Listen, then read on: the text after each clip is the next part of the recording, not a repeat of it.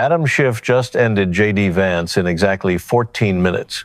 And the most chilling part of the entire unprecedented spectacle was the surgical, quiet precision of the execution. It was a total, unmitigated, dismantling broadcast on live television across the country, a moment of political destruction so profound and absolute that it will be studied in communication classes for decades to come. It was the kind of complete character annihilation that leaves an entire room struggling to draw breath, the kind of singular, defining moment that irrevocably alters the trajectory of a career in the span of a single, sweltering summer afternoon. You could have heard a pin drop in that cavernous, historically significant Senate hearing room. By the end of those 14 agonizing minutes, even Vice President Vance's most loyal, vocal, and fiercely defensive allies were staring intensely at the polished wooden floorboards, desperately pretending they did not know the man sitting just a few feet away from them. But to truly understand how brutal, how meticulously methodical, and how devastating this takedown was, you have to go back to how the morning started. You have to understand the heavy, pregnant atmosphere in the room before the trap was finally sprung. It was a humid, unforgiving Tuesday morning in Washington, D.C., the kind of stifling, oppressive August day that makes the towering marble corridors of the Dirksen Senate office building feel heavy, claustrophobic, and intensely serious. The political stakes could not have been higher. The midterm elections were looming on the horizon, and every single public appearance was a calculated battle for the narrative of the American working class. The hearing had been officially billed on the Congressional docket as a routine oversight committee session regarding executive branch expenditures and logistical security appropriations. On paper, it was the sort of dry, bureaucratic procedure that most major cable news networks would relegate to background noise or completely ignore in favor of more sensational headlines. But the room was packed to absolute capacity. Reporters stood shoulder to shoulder, pressed tightly against the ornate oak-paneled walls, their notepads ready, their digital recorders blinking with red lights. The gallery was filled with spectators, political aides, and lobbyists, all buzzing with a low, nervous energy. Camera shutters clicked in a frantic, rhythmic, continuous wave as the heavy wooden double doors at the back of the room swung open. Vice President J.D. Vance walked through those doors, radiating absolute, undeniable, almost overwhelming confidence. He was flanked by a half-dozen sharply dressed aides and a heavily armed Secret Service detail, but he moved with the relaxed, easy swagger of a man who firmly believed he owned the building and everyone inside it. He wore a perfectly tailored dark navy suit, a crisp white shirt, and a modest blue tie, a carefully curated uniform designed to look authoritative but not overly ostentatious. He stopped to shake hands warmly with conservative committee members, flashing that familiar, highly practiced, media-ready smile. He patted a few shoulders, whispered a few inside jokes, and finally took his seat at the center of the witness table. He adjusted his posture, meticulously straightened his notes, pulled the microphone a fraction of an inch closer to his mouth, and launched into the opening statement he has been giving in one variation or another for the better part of a decade. It was the classic, perfectly polished, impenetrable hillbilly elegy script. For 15 uninterrupted minutes, Vance spoke passionately, eloquently, and persuasively about the forgotten men and women of the American Midwest. He talked about the inherent dignity of blue-collar work, the slow, heartbreaking decay of once thriving manufacturing towns, and the deep, silent, generational struggles of Appalachian families who were just trying to make ends meet in a ruthless global economy that had completely left them behind. He lowered his voice to a perfect, empathetic, almost theatrical register as he described the rusted, abandoned factories of Ohio, the shuttered storefronts of main streets across the Rust Belt, and the calloused, exhausted hands of the working people who actually built the foundation of this country.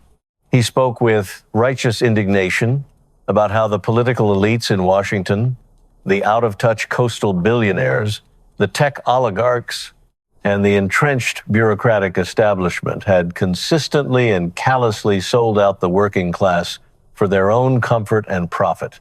He painted a masterful, captivating portrait of himself as their ultimate uncompromising champion.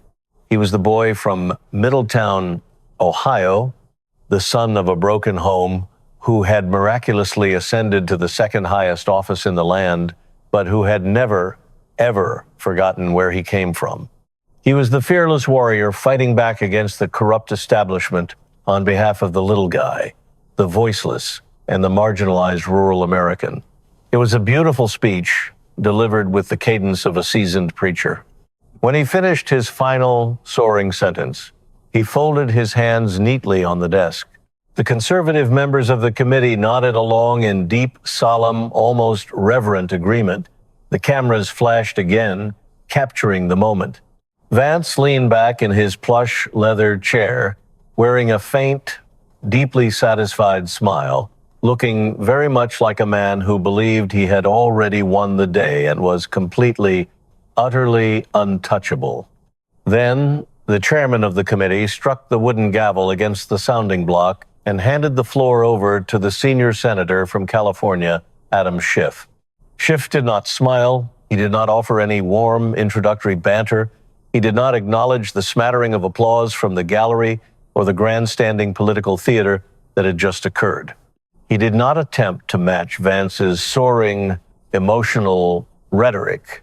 He simply looked down at a remarkably thin, completely unmarked manila folder resting squarely in the center of his otherwise entirely empty desk. For a long, uncomfortable, stretched-out moment, the only sound in the cavernous hearing room was the dry rustle of paper as Schiff slowly, methodically opened the file.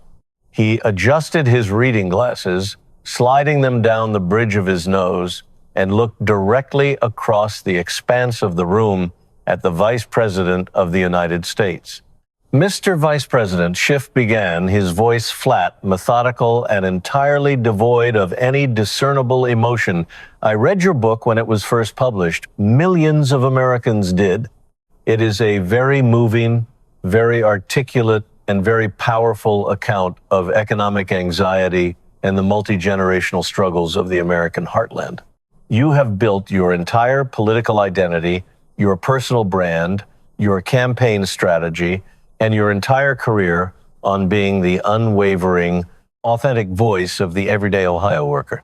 Vance offered a modest, slow nod, accepting what sounded on the surface like a rare, unexpected moment of bipartisan praise from a bitter political rival.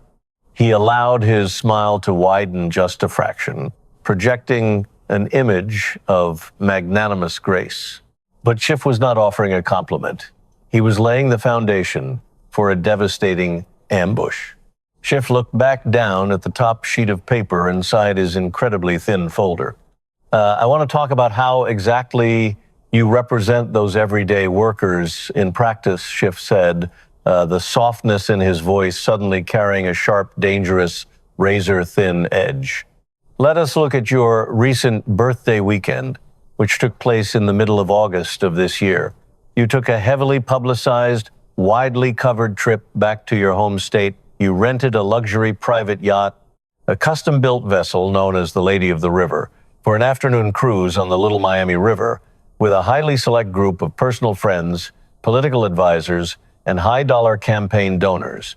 The vessel featured a private gourmet chef, imported mahogany decking, multiple luxury suites, and a premium top-tier bar service. The final cost of that specific vessel rental, according to the Public Executive Branch financial disclosure forms filed by your own office, was $12,500 for exactly 5 hours on the water. Schiff paused deliberately, letting the sheer, unadulterated weight of that massive financial number hang heavily in the dead, air-conditioned air of the hearing room. He looked up, locking eyes with Vance, refusing to blink.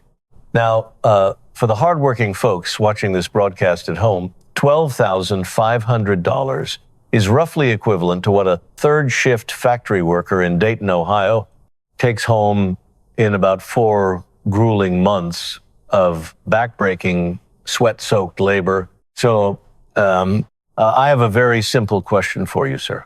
Does a 5-hour luxury yacht cruise, complete with private catering, a dedicated waitstaff, and premium imported champagne, truly align with the gritty, boots-on-the-ground, working-class brand you were just telling this committee about 15 minutes ago? Vance's confident smile barely flickered, but his physical posture changed instantly. The relaxed demeanor vanished. He sat forward, leaning aggressively into the microphone, his tone shifting from folksy storyteller to a defensive, sharp-elbowed debater, carrying a distinct hint of practiced, arrogant condescension. Senator Schiff, I genuinely appreciate your sudden and incredibly touching interest in my family vacations and how I choose to spend my weekends, Vance replied, a mocking smirk playing at the corner of his mouth. My wife and I wanted to celebrate a quiet, personal milestone with our closest friends in the beautiful state that I love and proudly call home. After spending weeks dealing with the absolute legislative mess and economic disaster your party has created here in Washington, D.C., I make absolutely no apologies for spending a few hours supporting a local, family-owned boat charter business and enjoying the beautiful, historic waterways of my home state. It is a completely standard expenditure. It was paid for appropriately and legally out of personal and political funds where applicable, according to all ethics guidelines. And frankly, Senator, the American people do not care about this kind of petty, desperate, tabloid-style partisan theater. They care about skyrocketing inflation. They care about the borders. They care about keeping their jobs. They do not care about a birthday boat ride. It was a highly effective, incredibly polished answer. It was perfectly rehearsed, entirely dismissive, and it hit absolutely all the right defensive political notes. It brilliantly attempted to paint Schiff as the out-of-touch, nitpicking coastal elite, obsessing over minor, irrelevant details while deliberately ignoring the real, pressing issues facing the nation. A few Republicans on the panel chuckled softly, enjoying the counterattack. A senior communications staffer sitting directly behind Vance smiled and quickly jotted something down on a legal pad, clearly pleased with the soundbite. But Adam Schiff did not blink. He did not look flustered. He did not attempt to interrupt. He simply waited for the murmurs to die down, moistened his thumb, and turned to the second page in his file. I am not interested in the exorbitant cost of the boat, Mr. Vice President, Schiff said quietly, his voice dropping an octave. I am interested in the water underneath it. The entire room grew impossibly still. The scattered, partisan chuckling stopped instantly, cut off as if a switch had been flipped. Vance's faint, mocking smirk vanished entirely, replaced by a sudden, cautious wariness. His eyes darted quickly to the folder on Schiff's desk, trying to discern what was written on the page. August of this year was one of the driest, most brutally arid months in the recorded climatological history of the state of Ohio. Schiff read, his voice cutting through the heavy, suffocating silence like a surgical scalpel. The entire region was experiencing a severe, devastating, federally recognized Level 3 agricultural drought. The water levels in the Little Miami River and all of the surrounding connecting tributaries had dropped so dangerously low that all commercial and recreational boating had been strictly and legally suspended by local and state authorities for 3 consecutive weeks prior to your trip. Aerial photographs taken from the week prior by local news stations show that the river was practically a muddy, trickling creek. It was entirely too shallow for any standard motorized vessel, let alone a multi-ton luxury yacht requiring significant draft clearance. Schiff looked up, his eyes narrowing, his gaze boring into the vice president. And yet, on the exact morning of your birthday celebration, the water level in that specific designated stretch of the river miraculously rose by more than 3 full feet, creating perfect, pristine, deep water navigational conditions for your private luxury cruise. Do you know exactly how that miraculous environmental event happened, Mr. Vice President? Vance adjusted his posture again, his jaw visibly tightening, the muscles in his neck standing out. The relaxed, folksy populist was completely gone. The cornered, defensive politician had arrived. Senator, the complex logistics of my official travel, my physical security, and my immediate environment are handled entirely, exclusively, and independently by the United States Secret Service. Vance stated, his voice hard and uncompromising. They coordinate directly with local, state, and federal agencies to ensure a perfectly secure, tightly controlled operating environment for the Vice President and the Second Family. I do not sit around micromanaging their highly specialized operational protocols, nor do I question the tactics they deem necessary to keep the executive branch secure. Schiff nodded slowly, almost imperceptibly, as if Vance had just obligingly read the exact scripted line Schiff had written for him. Standard security protocols, Schiff repeated, letting the phrase echo off the marble walls. Let us look very closely at what those specific protocols entailed on the ground. He pulled a new, slightly thicker document from the manila folder. It was stamped prominently at the top with the official, unmistakable seal of the United States Army Corps of Engineers. On the evening immediately prior to your boat ride, the Secret Service advance team contacted the regional command of the Army Corps of Engineers, Schiff stated. Reading directly from the official log, they demanded an immediate, unscheduled, emergency release of water from the Cedar Creek Reservoir, located several miles upstream. They demanded that millions of gallons of fresh, heavily reserved emergency water be discharged directly into the river overnight. Millions of gallons of water, Mr. Vice President, released in the absolute middle of a catastrophic, record-breaking agricultural drought.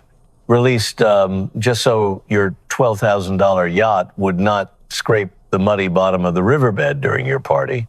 Vance immediately went on the offensive. He was a seasoned debater, and he knew he had to kill the momentum of this devastating accusation before it took root. His voice rose in a sudden crescendo of manufactured, righteous, booming outrage. This is exactly why the American people absolutely despise Washington, D.C., Vance shouted, pointing a stiff, accusatory finger directly toward Schiff across the dais. You are deliberately, maliciously trying to twist a standard, routine, highly necessary Secret Service security measure into some kind of scandalous, fabricated conspiracy. The Secret Service required a specific water depth to ensure that their aquatic tactical teams, their divers, and their heavily armored pursuit vessels could freely maneuver around my boat in the event of an assassination attempt, a terror threat, or an emergency evacuation. That is their job. They made the formal request based on classified threat assessments that you and I are not fully privy to. I do not dictate their security parameters, and it is frankly disgraceful, Senator. It is entirely beneath the dignity of this committee that you would sit there and publicly second-guess the brave men and women who put their lives on the line every single day to protect my family, just so you can score a cheap, viral, out-of-context political point for your social media accounts. It was a forceful, aggressive, and highly theatrical defense. It sounded completely plausible, almost patriotic, to anyone who did not know the intricate details of what was coming next. It was the ultimate, classic Washington trump card, hiding behind the unquestionable, impenetrable shield of national security and the bravery of the Secret Service. It was designed to make Schiff look unpatriotic and petty. But Adam Schiff was not done. He was just getting started. He did not argue with Vance about security perimeters. He did not debate the intricacies of tactical aquatic maneuvers or the stopping power of armored boats. He simply shifted his focus entirely away from the bureaucratic, technical justifications and moved towards something far more dangerous, far more resonant, and infinitely more damaging. He moved toward the devastating, undeniable human cost of that decision. Let us talk about those millions of gallons of water, Schiff said, his tone shifting dramatically from a prosecutorial interrogator to a deeply, profoundly somber narrator. Because that water did not belong to the Secret Service, and it certainly did not belong to you. It belonged to somebody else. It belonged to the exact people you just claimed to bleed for. Schiff reached into the file and picked up a slightly crumpled piece of handwritten, lined yellow notebook paper. He held it carefully by the edges, elevating it so the high-definition television cameras zooming in from the gallery could clearly see the blue lines, the smudged fingerprints, and the faded blue ink. This is a letter I received directly from an Ohio farmer named Elias Thorne, Schiff said, his voice echoing in the absolute silence of the room. Elias is a fourth-generation farmer. His family has worked the land for over a century. He grows feed corn in Warren County, just a few short miles south of the Cedar Creek Reservoir. For 3 agonizing, terrifying weeks in August, Elias walked out into the blazing sun every morning and watched his entire livelihood turning brown and dying before his eyes. He watched the rich Ohio soil crack open and turn to useless dust. The local county authorities had placed strict, unforgiving, legally binding rationing on all agricultural irrigation. Elias, his family, and hundreds of his fellow farming neighbors were told by the government that they had to sacrifice. They were told there simply was not enough water left in the reservoir to save their harvest. They were told to tighten their belts, to pray for rain, and to endure the hardship, because the state had absolutely nothing left to give them. Schiff lowered the letter and looked directly, unblinkingly at Vance. The vice president was staring back, his expression utterly frozen, the righteous indignation suddenly draining from his features. Elias Thorne lost 70% of his entire yield this year, Schiff continued, his voice carrying a cold, crushing, monumental weight that seemed to press down on the chest of every single person in the entire room. That loss wiped out his family's entire life savings.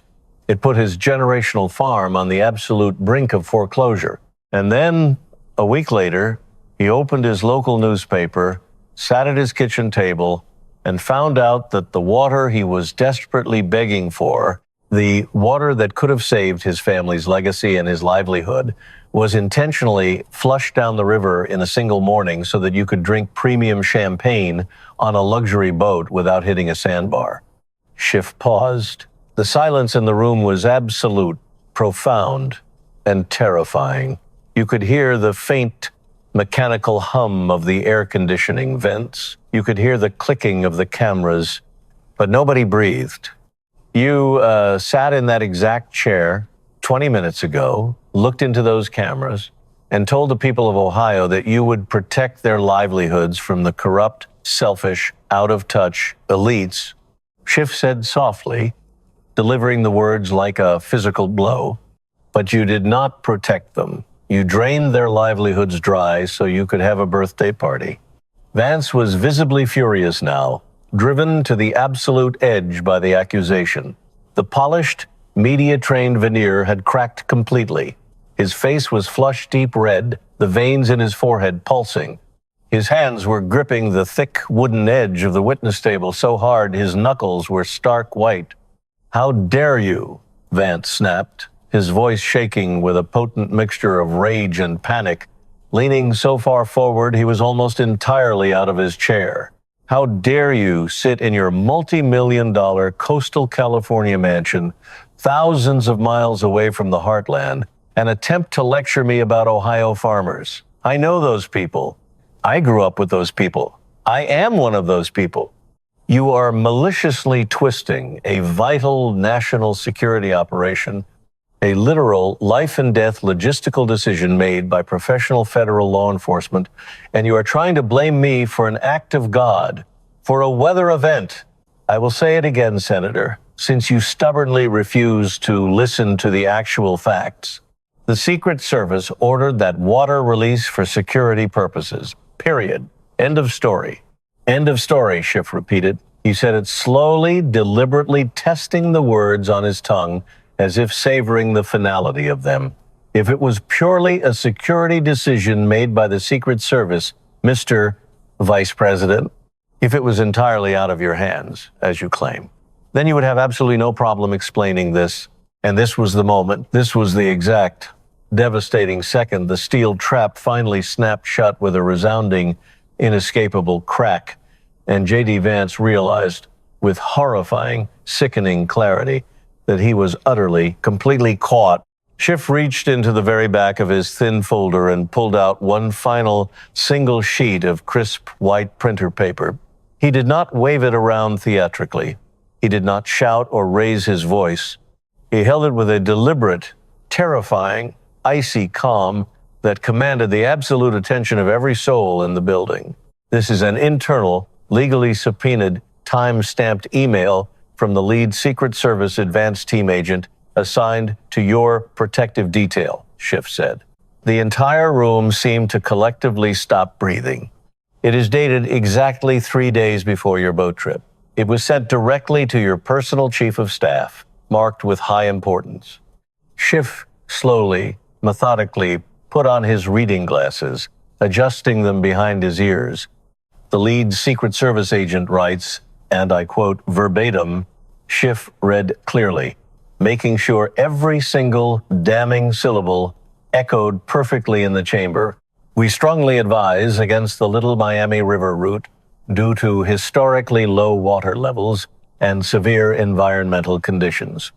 It poses severe logistical and security challenges, and we cannot guarantee tactical superiority or secure evacuation routes in the event of an emergency. We strongly recommend relocating the Vice President's event to the Ohio River, which requires absolutely no infrastructure manipulation, has deep, navigable water, and offers far superior tactical oversight and overall safety.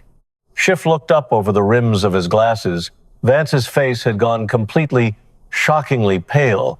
The angry, flushed red color had drained away in a single instant. The furious, righteous fire in his eyes had been completely extinguished, replaced by a sudden, frantic, hollow, desperate panic. His lips parted slightly, searching for air, searching for a defense, but he said nothing. Schiff did not let him speak. He did not give him a second to recover. He looked back down at the paper and read the devastating response. Your personal chief of staff, speaking on your direct behalf, replied to the Secret Service exactly 22 minutes later, Schiff continued, his voice ringing like a slow, mournful funeral bell. Quote, the Ohio River is too industrial, too dirty, and too crowded. The Vice President specifically wants the scenic, natural background of the Little Miami for the family and donor photo opportunities. Tell the Army Corps of Engineers to open the dam and fix the water level. Make it happen. End quote. Schiff took off his glasses.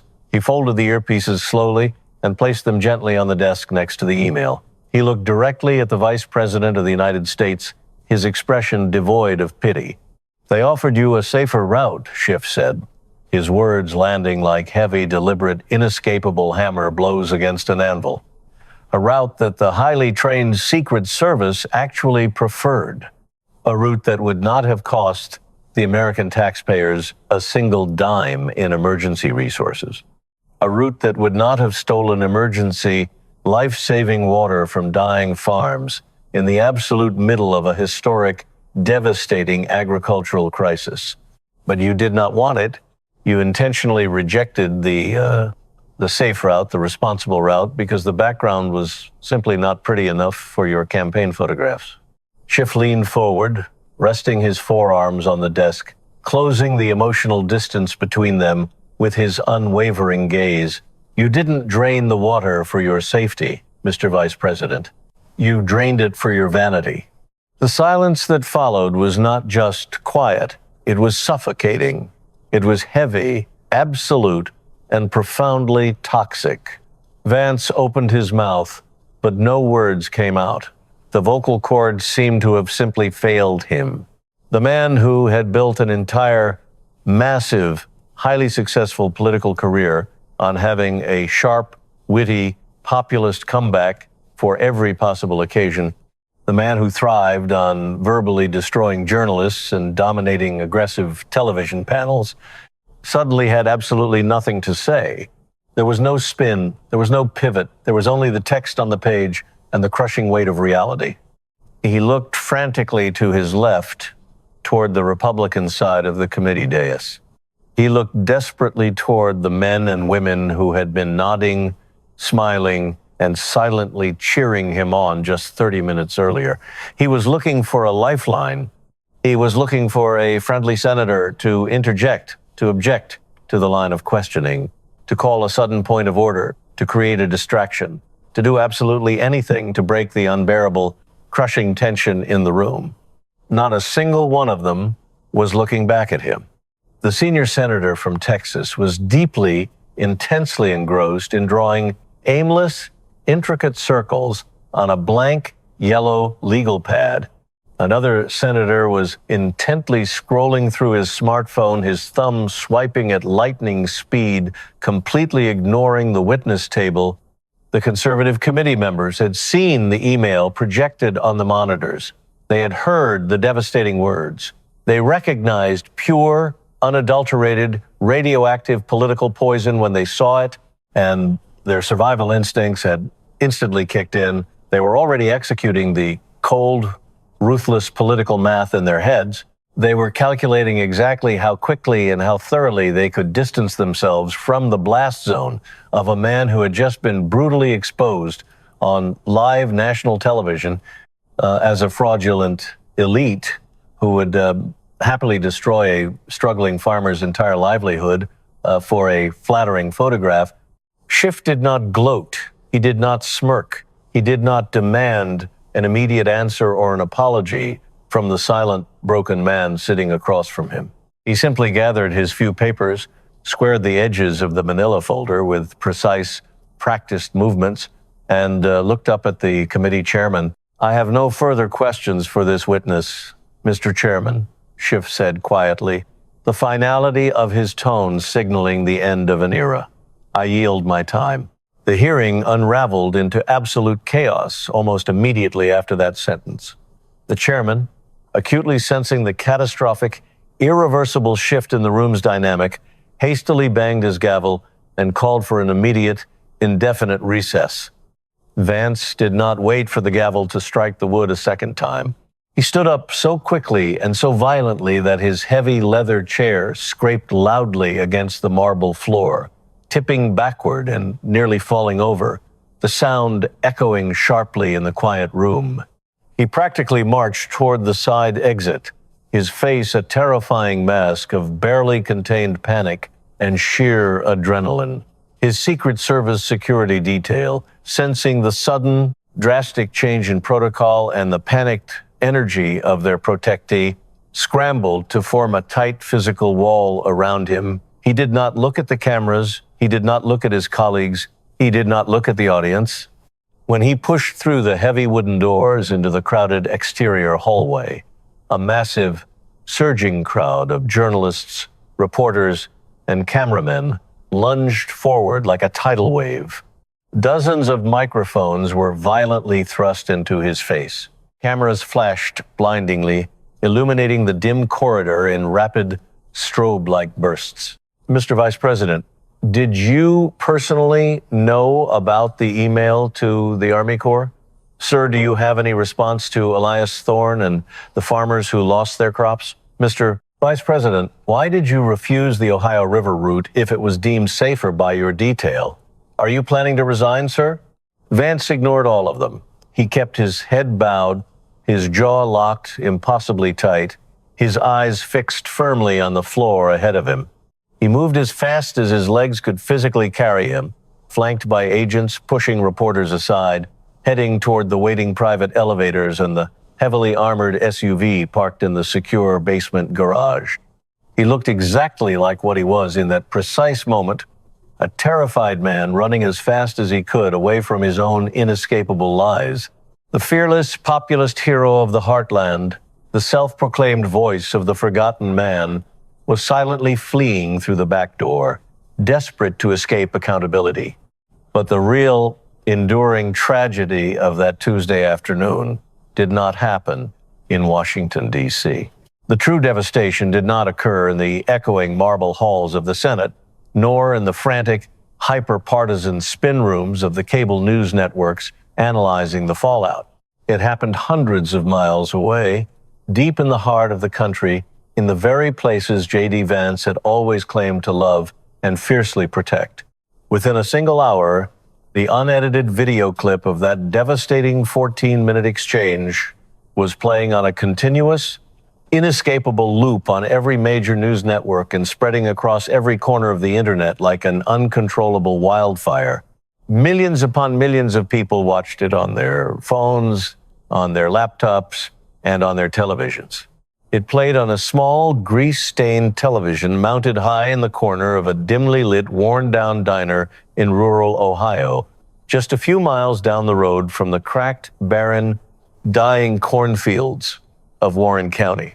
The diner was filled with the exact demographic of people J.D. Vance had just spent 15 minutes passionately praising in his opening statement.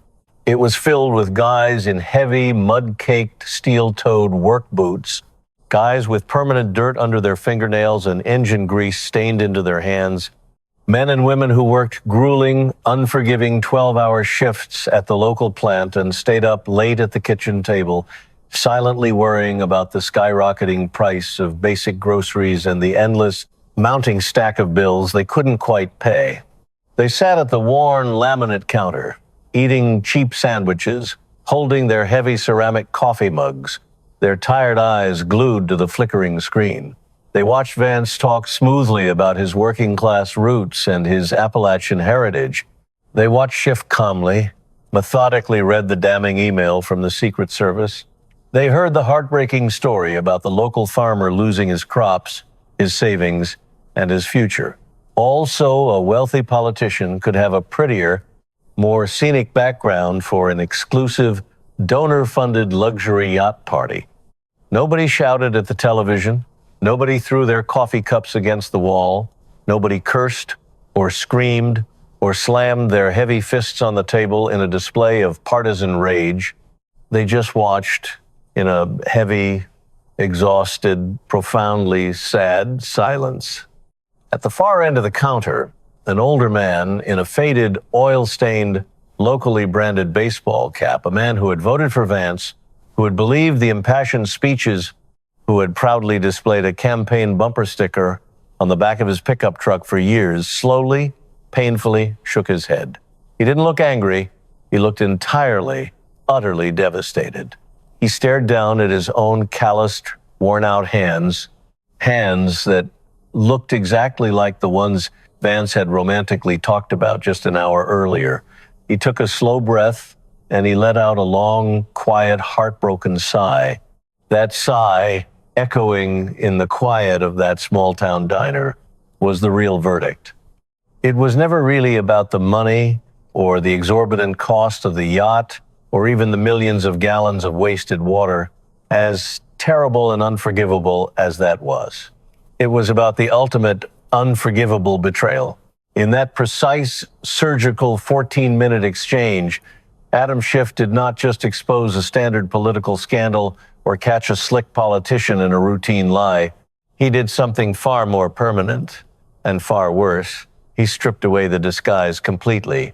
He took the meticulously crafted, highly profitable mythology of the hillbilly elegy, the beautiful, inspiring story of the hometown boy who went to corrupt Washington to fiercely fight the elites on behalf of the forgotten worker.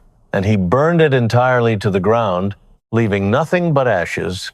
And as those exhausted, hardworking, forgotten men and women in Ohio looked up at the television screen, watching their supposed champion violently shove past reporters and scramble desperately into the tinted windows of a taxpayer-funded black limousine to escape answering for his vanity, they finally, clearly saw him for exactly what he really was. He wasn't one of them. He never was. And the tragic, lingering realization hanging heavy in the diner air was that deep down, despite all the speeches and the books and the promises, he probably never, ever wanted to be.